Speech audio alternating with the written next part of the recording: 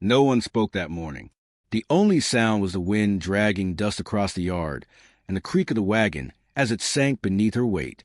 Cole Hartman stood on the porch, hat low, jaw set, watching his mother climb aboard the stagecoach bound east. Her gloved hands trembled slightly as she adjusted her bonnet, though she didn't look back. The sun was sharp, even, cutting over the low hills and laying a glare on the ranch buildings that hadn't seen a coat of paint in 3 years. A horse snorted from the corral. The men had stopped their work to watch, every one of them pretending not to. "Morning stage don't wait long, Mrs. Hartman," the driver called. She nodded once and reached for the step. The suitcase in her hand looked heavy enough to break her spine, a battered leather thing scuffed from years of use, corners bound with tarnished brass. She held it close like something alive. Cole's hand twitched near his belt.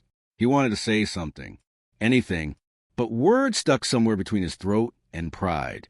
His mother turned her face toward him then, eyes pale as morning frost. "You've got everything you wanted, son," she said quietly. "Ranch is yours. I'll trouble you no more." Cole's voice came out like grit. "It didn't have to be this way." "It never does," she said, climbing aboard. The whip cracked. The horses lunged forward, hooves drumming the hard ground. Dust swallowed the wagon before the sound faded. Cole stood there long after she was gone, feeling something inside him settle into a silence too deep for comfort. His foreman, Nate Fletcher, spat into the dirt beside him. "Ain't right, boss," he muttered. "Woman gave her life to build this place." Cole didn't answer. He turned toward the open door, where the half-empty parlor seemed colder now. The scent of her rose soap lingered, faint and ghostly. He took his hat off and held it in both hands, staring at the chair where she used to read in the evenings, light from the fire soft on her face. A man shouldn't feel hollow after doing what he swore was right, but Cole did. He'd accused her of selling part of the North Pasture deed behind his back to pay old debts. She denied it, eyes shining with something that looked too much like heartbreak to be a lie. Still, he hadn't listened. Pride had a way of drowning reason. Outside, the wind rose again, brushing the curtains. The sound of that stage fading down the trail stayed in his head like a hammer on metal. By evening, the light bled red behind the hills, and the ranch had gone quiet. Cole sat in the kitchen, bottle half drained, watching the dust float through a shaft of dying sunlight. His fiancée, Clara Winters, stood by the stove, apron tied neat, eyes sharp and tired all at once.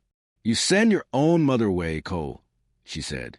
"You think that makes you stronger, but I only see a man who's afraid to forgive." Cole rubbed the bridge of his nose. "She lied to me. Clara lied about the land, about the money. I built this ranch with my hands. I won't have it sold out from under me." "She raised you alone after your father died," Clara replied. "You owe her more than suspicion." Her words landed hard. He stared at the wood grain of the table, jaw clenched. In the corner, the old clock ticked unevenly. "I did what had to be done," he muttered. "Did you?" She set down the kettle, untied her apron, and left without another word. Her footsteps faded down the hall, the bedroom door shutting like the final word in an argument neither of them won.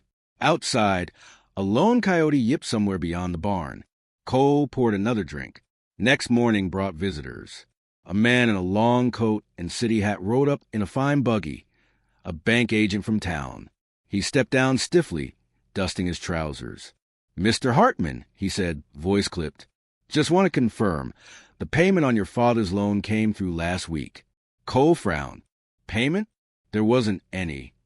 "Oh, there was," the man replied. $500. Cover the final note. Your records are cleared. You're a free man now." Cole felt the world tilt. "Who sent it?" The banker shrugged. "Signed by Martha Hartman. Certified cash deposit." By the time the buggy rolled away, Cole's pulse was pounding. He stalked back to the house and searched her room. The drawers were empty, the bed neatly made. On the dresser sat a sealed envelope addressed in her careful handwriting. "To my son, when he's ready." He tore it open. Inside was a brass key tied to a piece of ribbon, and a single line written in ink. "What your father left us was never gone. It's just been waiting." Cole turned the key over in his hand. It was old, ornate, carved with an engraving he recognized from somewhere deep in memory. His father's initials burned into the head, JH. He slipped it into his pocket, throat tight.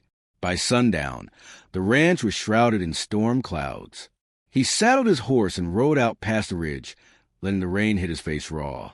The wind carried the smell of wet sage and thunder. He stopped near the north pasture, where his father's grave lay under a crooked oak. Kneeling in the mud, he stared at the stone marker. "You hide in secrets too, old man," he murmured. Lightning split the horizon. Somewhere out there, beyond the rain and distance, his mother was traveling east with that suitcase clutched tight. He wondered what she packed. Clothes, old photographs, maybe his father's watch, or something else entirely. The thought crawled under his skin and stayed there. 3 days passed. Cole worked from dawn to dusk, driving himself harder than ever. Clara tried speaking to him once or twice, but the words slid off the walls he built around himself. On the 4th night, he was in the barn oiling his saddle when Nate rode in, hat pulled low, rain dripping off the brim. "Message from town," the foreman said, handing him a folded telegram. Came in through the wire office. Marked urgent. Cole wiped his hands on a rag and opened it. The ink was smudged from rain but legible. "Your mother collapsed in Reddington. Stop. At St. Agnes Mission. Stop. Come quick." The paper crumpled in his grip.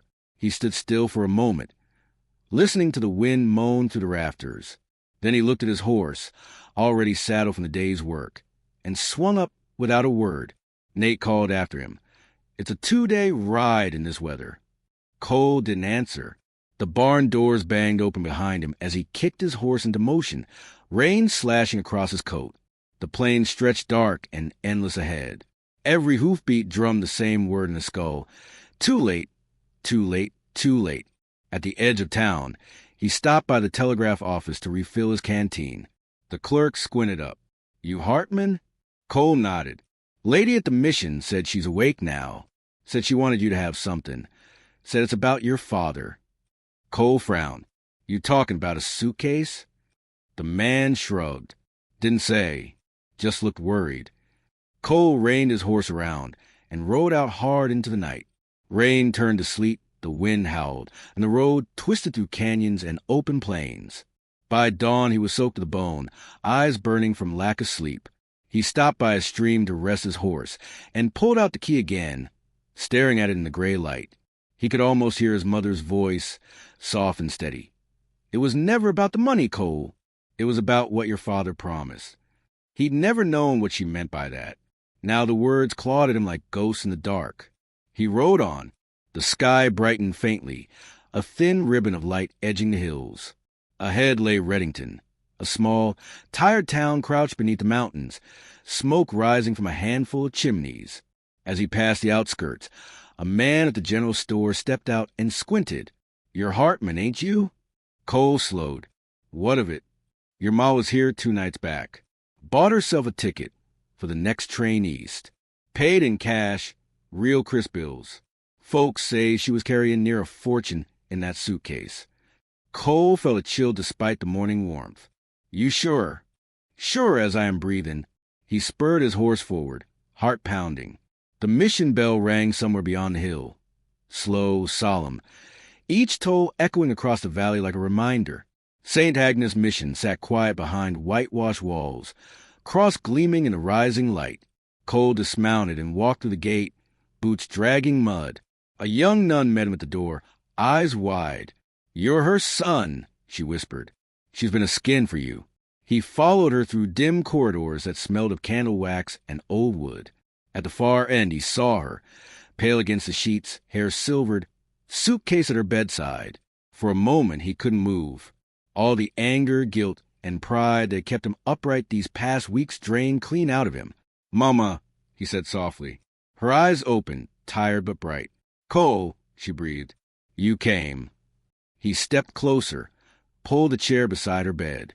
The suitcase caught his eye, locked tight, same brass corners, same scuffs. He could almost feel the weight of it. "What's in there?" he asked quietly.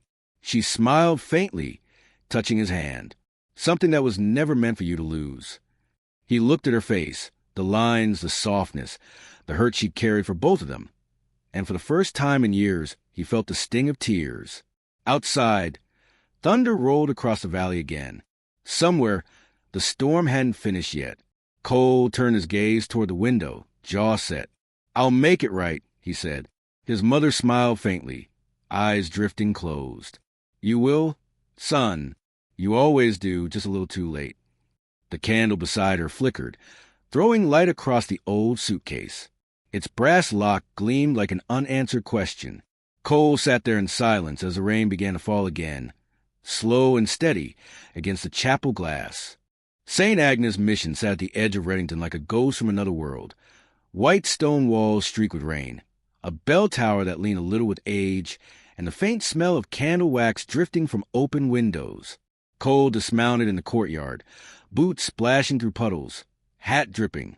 He was bone-tired and raw-eyed from the ride, but he didn't care. He was here. Inside, the halls were narrow and cool. A nun led him through the quiet, her habit brushing the stone floor. "She's been waiting for you," she whispered, as though words might break something fragile. "Doctor says she'll live, but she needs rest." When Cole stepped into the small chamber, his breath caught. His mother lay propped on a narrow bed, pale but awake, her hands folded over a blanket. The suitcase rested on the table beside her. Same leather, same brass corners, its locks shining in the low lamplight. For a moment, neither spoke. The ticking of the clock filled the silence between them. "You shouldn't have come," she said finally, voice rough. "I couldn't stay away," he replied, his throat tight. "You're my mother." Her lips twitched in a faint smile. "Didn't seem that way when you sent me off." Cole winced. "I was wrong." She studied him for a long while, eyes softer than he deserved. "You're too much like your father," she said quietly. "Proud, stubborn, always trying to fix things with anger instead of heart." He lowered his gaze. "You always said a man had to stand by what's his. And I say now, sometimes what's his is what he needs to let go." Cole sat beside her, hat in his lap. "The banker came by after you left," he said. "Said you paid off Father's loan. Where'd you get the money?" Her hand trembled as she reached toward the suitcase. "From this," she whispered. "From what your father left behind." Cole frowned. "You mean the claim? That old mine? That was lost, burned out before I was born." She shook her head, eyes glinting. "Not all of it. He hid part of the gold. Changed it into government bonds before the war. He sent them to me before he died. Told me to keep them safe until you were ready to know the truth." Cole stared at her, stunned. "You've had money all this time, while I worked this ranch half to death." "It wasn't time," she said softly. "Gold can't teach a man what hardship can." The word stung worse than a whip. "You think near losing the ranch was a lesson?" "I think it made you see what's worth fighting for," she replied.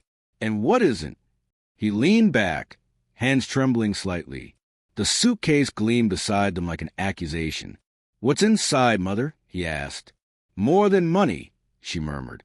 "There's a promise your father made, when he couldn't keep." Before he could speak again, the bell tower tolled. A distant clap of thunder rolled across the valley. The nun at the door stiffened, glancing toward the courtyard. "Riders," she whispered. "3, maybe 4. Cole rose, his instincts prickling. "You expecting visitors?" Martha's face drained of color. "No," she said, "but they might be expecting me." The first shot shattered the window. Cole ducked instinctively, pulling his mother from the bed. The lamp toppled, spilling flame across the floor before the nun stamped it out with her skirts. Outside, horses snorted and boots pounded the cobblestones. A rough voice bellowed from the courtyard. "Hand over the woman in the case, and nobody gets hurt." Cole's blood turned to fire. He drew the revolver from his hip and checked the cylinder. "Stay down," he told Martha. "Cole, you can't." "Stay down," he barked, pushing her behind the bed. He moved to the window, peering through the broken glass. 3 riders, hard men with bandanas over their faces, rifles gleaming in the rainlight. One of them, broad-shouldered with a scar across his jaw, dismounted and signaled the others forward. Cole's pulse hammered in his ears. He recognized the brand on their coats. Black Mesa Gang, same that had ridden with his father years back before turning outlaw. He thought they were long dead. He fired once. The shot cracked through the rain, sending one man diving for cover. The others returned fire, bullets tearing chunks from the plaster wall. The nuns screamed as glass shattered around them. Martha gripped the bedpost, trembling. "They know about the gold," she whispered. "I should have burned the letters." Cole turned, eyes burning. "You said this was safe." "I thought it was." He reloaded quickly, every movement sharp. "We're getting you out of here." With the nun's help, he half lifted, half carried Martha down the hall toward the rear cloister. Bullets punched through the wooden doors behind them. One grazed Cole's shoulder, burning a line of pain. He gritted his teeth and kept moving. Outside, rain poured to the courtyard as they stumbled toward the back gate. The horse he'd tied their rear to the gunfire, eyes wide. Cole shoved the suitcase into his saddlebag and helped his mother up. "Hold tight," he shouted. They burst through the gate as another volley split the air. One bullet struck the stone beside his head, showering him with dust. Another ripped through his coat sleeve. He turned the horse toward the open hills. Mud splashed, thunder cracked, and the mission bell kept tolling behind them like a dirge. They didn't slow until the town was a ghost in the distance. Rain slicked their faces. Wind howled through the trees. Martha's breathing came shallow, her lips pale. "Easy now," he murmured. "We're almost safe." "Nowhere's safe," she whispered weakly. "Not till they're gone." He glanced over his shoulder.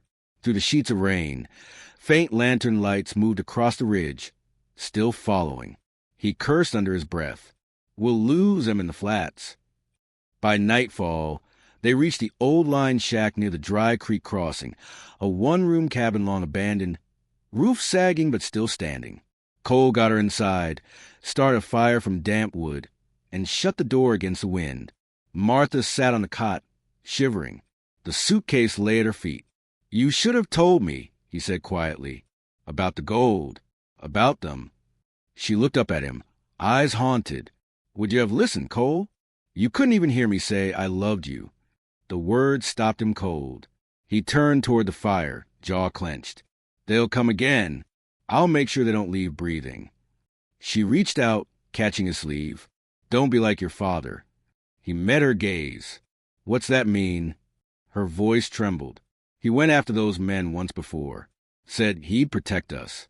Came home with half his body broke, and his heart poisoned by hate. Don't make me bury two sons of the same sin." Cole stared at her, chest tight. "I ain't him." "No," she said softly. "But you could be." He looked away, unable to answer. The fire crackled low. Rain hissed through gaps in the roof. Cole sat across from the suitcase, eyes fixed on it like it might leap open on its own. His mother's breathing steadied a little, but her face was drawn, colorless. Finally, he stood, knelt beside it, and fitted the brass key, the same one she'd sent him in the letter. The lock clicked open with a sound that echoed too loud in the tiny room. Inside were stacks of paper-wrapped bonds, yellow with age but still crisp. Beneath them, a bundle of letters tied with blue ribbon. He picked one up, unfolding it carefully. The handwriting was his father's, strong, steady, familiar even after all these years. "If you're reading this, I'm gone. I've left what I could, enough to keep you and the boys safe. Don't let him grow up thinking gold is what makes a man rich. Teach him that promise is worth more than fortune." Cole swallowed hard, staring into the firelight. His throat burned. "All this time," he whispered. Martha's voice was soft behind him. "I wanted to wait till you were ready to hear it. But pride runs thick in our blood, Cole. Sometimes thicker than love." He turned, tears cutting through the grime on his face. "I was a fool." She smiled faintly. "No more than your father was. Maybe that's why I love you both so much." Outside, thunder grumbled again. A flicker of light flashed beyond the trees. Cole froze. Not lightning, lanterns. "They found us," he said grimly. Martha's hand tightened on the blanket. "Go. Take it.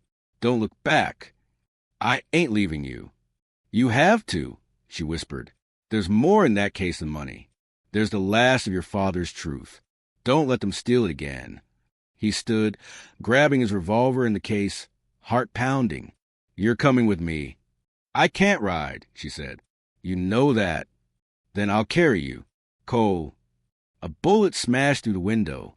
Glass scattered across the floor. Cole fired back, then ducked low, dragging her behind the bed. He could hear the gang shouting outside, boots squelching through mud. He fired again, one man dropped. Another took his place. The third kicked in the door, rifle raised. Cole's shot caught him in the chest. The man staggered back, falling into the rain. More voices echoed through the dark. Go, Martha cried.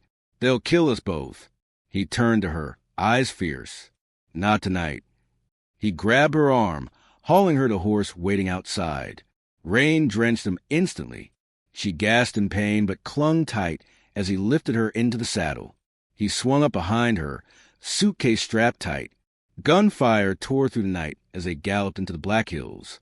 Mud flew, lightning flared, and the storm swallowed them whole. When they finally stopped miles away, both were soaked and shaking. Cole slid from the horse, helped her down beneath a rock overhang. She was pale again, breath ragged. Blood stained her sleeve where a bullet had grazed her arm. He pressed his coat against the wound, jaw tight. Hold on, Ma.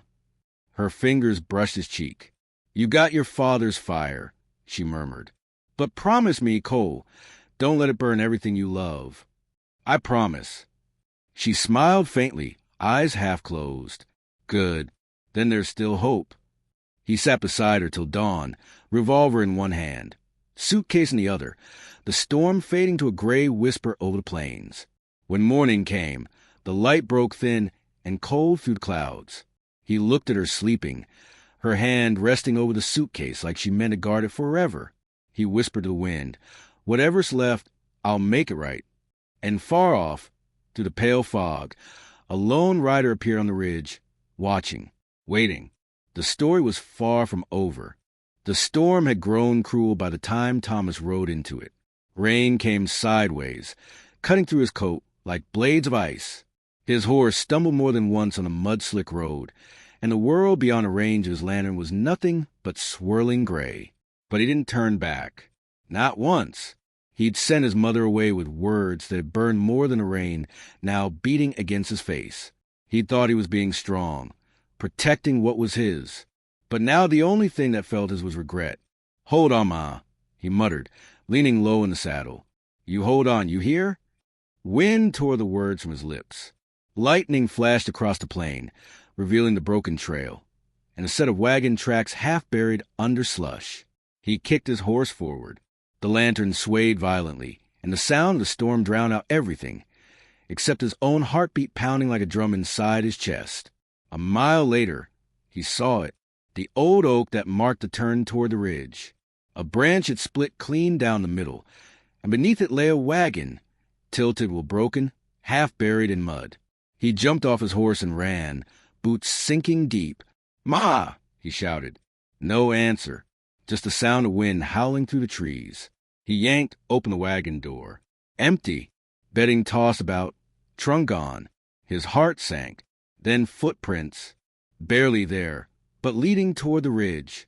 He followed, stumbling and slipping, the storm pushing against him with every step. The trail wound up toward the old line of pines, where the wind was sharper and the cold cut deeper. His lantern flickered, then died.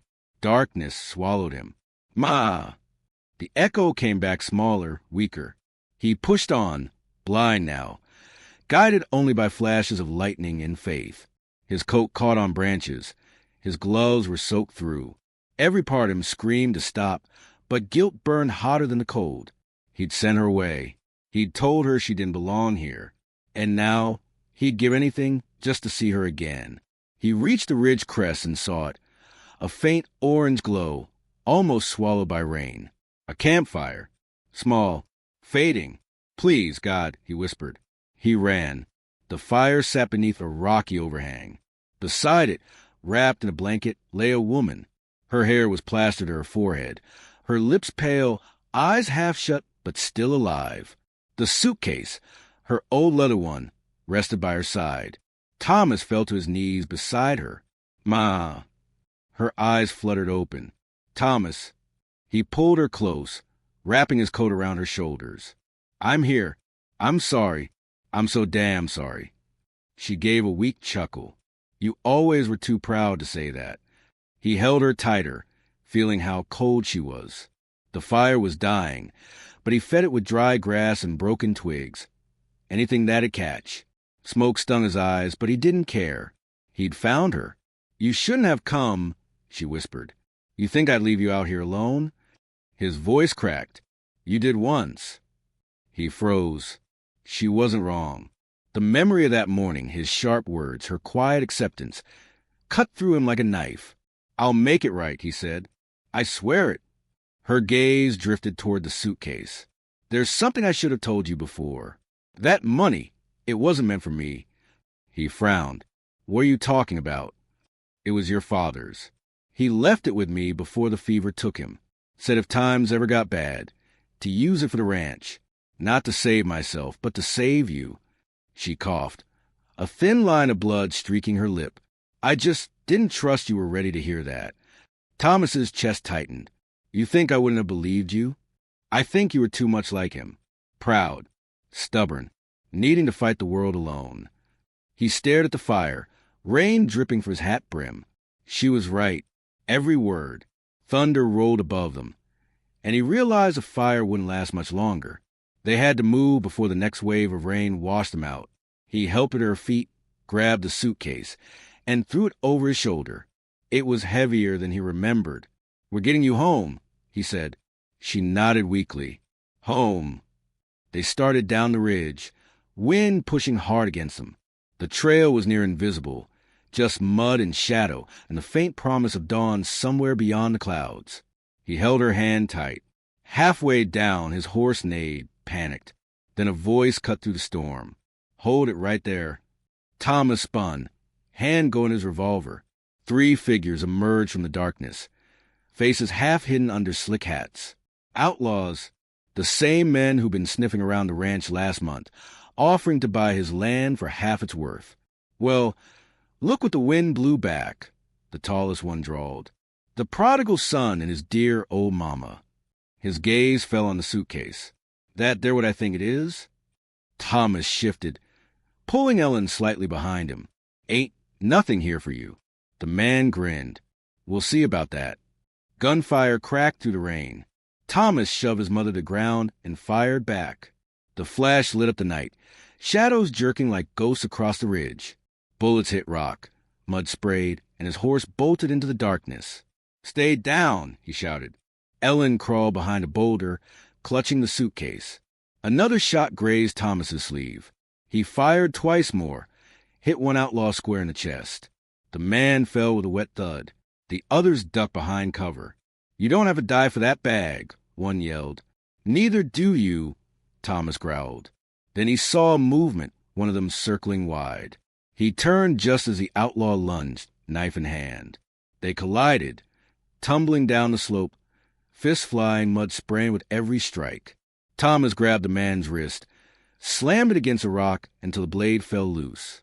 Then he drove his elbow hard into the man's jaw. A crack. Silence. He staggered back up, chest heaving, face streaked with blood and rain. Ma! No answer. He ran toward the firelight, only to see the last outlaw standing over Ellen, gun aimed at her head. Thomas froze. Don't. The outlaw smiled. Didn't your pa ever teach you? Money makes men stupid. Ellen, weak but still fierce, lifted her chin. You'll get nothing from us. The outlaw cocked his gun. Thomas didn't think. He fired. The shot echoed across the ridge, louder than thunder. The outlaw dropped. His hat rolled into the mud. For a moment, the world went still, just a hiss of rain and the rasp of Thomas's breathing. Then Ellen exhaled, shaky but alive. You always were a quick draw, she whispered. He rushed to her side. Let's go home. They left the bodies behind, the suitcase still clutched tight in her hands. The rain eased as dawn broke, a pale, washed-out light over plains. And for the first time, Thomas felt something he hadn't in years. Peace. By the time they reached the ranch, The sky had cleared. Steam rose off the sodden ground, and the air smelled of wet earth and ash. The storm had torn down fences, ripped shingles from the barn roof, but the house still stood. Ellen sat on the porch, wrapped in blankets, watching her son repair what the wind had broken. Her hands trembled slightly, but her eyes were steady. "You don't have to do it all yourself," she called. Thomas looked up from the fence post he was setting. "Maybe not, but I need to." She smiled faintly. "Your father said the same thing, the day before he collapsed." He stopped, leaning on the post, breathing heavy. "He left you that money to save me. I wasted years thinking you were trying to steal what was mine." Ellen's voice softened. "You were angry at the world, not at me. I understood." He shook his head. "No, I was angry because you saw right through me. Because you reminded me of everything I was too damn proud to admit." She didn't answer, just watched him work until the last post was in place. Later, inside, the fire crackled in the hearth. The suitcase sat open on the table. Stacks of worn bills and old letters spread across the wood. Thomas thumbed through them silently. "There's enough here to pay off the bank," he said finally. Ellen nodded. "And enough left to start something new." He glanced up. "What do you mean?" "I'm not staying here, Thomas. Not forever. I've been thinking about heading east, maybe open a boarding house near the railroad. I've done my part here. It's time for you to do yours." He frowned. "After all that, you're still leaving?" She smiled gently. "Leaving isn't the same as running. You taught me that without knowing it." He laughed, low and rough. "You always want the last word, don't you?" Her eyes glimmered. Mothers usually do. A quiet moment passed between them, the kind that said everything words couldn't. Outside, the horizon glowed faintly orange, the last of storm clouds drifting away. Thomas stepped out to the porch again, hands resting on the railing. He watched the land stretch out, scarred, stubborn, beautiful. He thought of his father, of the nights he'd stood right here, promising to make something that lasted. Maybe he had. When he turned back, Ellen stood in the doorway, hat on, coat buttoned. The suitcase rested at her feet. "You sure about this?" he asked. She nodded. "You gave me back what mattered most. My son, the money's just paper." He walked up, hugged her tight. "You come back sometime. If the wind allows." She smiled, then stepped down the porch. Her stagecoach waited at the gate, sun glinting off its wheels. She looked back once at the house, at the man who'd finally learned to forgive, and then she was gone. Thomas stood there until the coach was nothing but a dust trail on the horizon. The wind stirred the grass, whispering through the fence posts. He took off his hat, letting the sun warm his face. In that quiet, he felt her presence, strong, steady, like the land itself. Later that night, he sat by the fire, pen in hand, writing her a letter he might never send. "Ma, I reckon I'll never say this right, but thank you.